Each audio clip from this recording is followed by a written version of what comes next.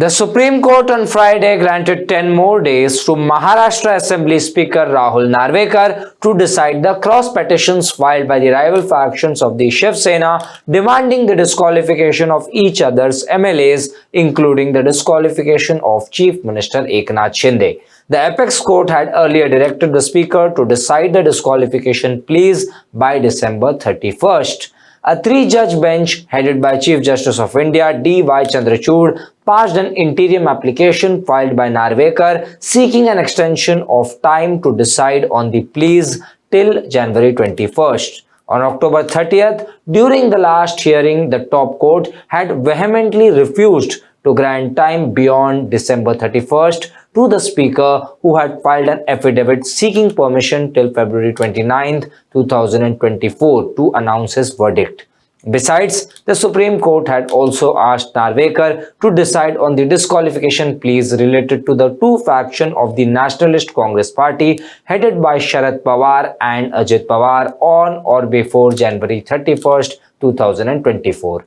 On Friday, Solicitor General Tushar Mehta, representing the Speaker, submitted that there are documents of over 2 lakh pages to be examined by Narvekar, and he is conducting proceedings even during the winter session of the Assembly held in Nagpur, which began on December 7th and will go on until December 20th.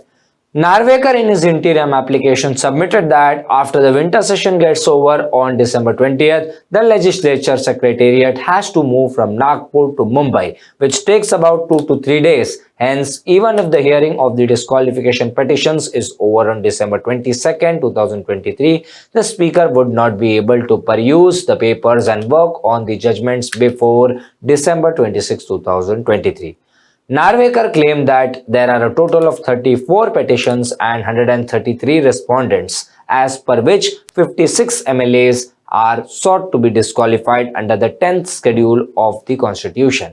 There are 34 petitions, each running into approximately 2,821 pages, to which 133 respondents have filed separate replies running into nearly 2.71 lakh pages. Narvekar also added that there are witnesses for and on behalf of some petitioners and respondents in the disqualification petitions and cross-examinations, which run into several pages. Narvekar claims he has sought reasonable time to conduct the hearings and review the documents before making any decision. It is interesting to note that the Supreme Court had given the ball in the Speaker's court on May 11th and asked the Speaker to announce his judgment in a reasonable time. Since then, the Supreme Court has multiple times slammed the Speaker for his delay in announcing the verdict. Eventually, the Supreme Court was compelled to provide a deadline to the Speaker on October 30th, and now the Supreme Court has extended that too. Viewers, even if Chief Minister Shinde gets disqualified, he can continue to remain Chief Minister. Let me tell you how. Mr. Shinde will not get disqualified, even in the unlikely event that does not happen. We will get him elected to the Legislative Council and he will retain the Chief Minister's post, Fadnavis had said, speaking to a regional news channel. The question also arises whether the Speaker will be able to give his judgment on the NCP versus NCP case before January 31st, or will he seek more time? That's it for this report. For more such news and updates, subscribe to HW News English. How many can be a question of doubt? Jharkhand again has a fairly formidable combination. We don't know the outcome, but there is a combination. In Assam, 12 opposition parties have come together in a rare moment. Karnataka has seen a reversal. Maharashtra has MVA, which is fractured now, but which is inherently stronger than it was in 2018.